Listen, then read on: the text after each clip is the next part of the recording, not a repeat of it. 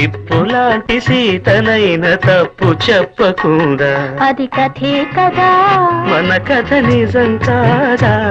అది కథే కదా మన కథ నిజం కాదా రా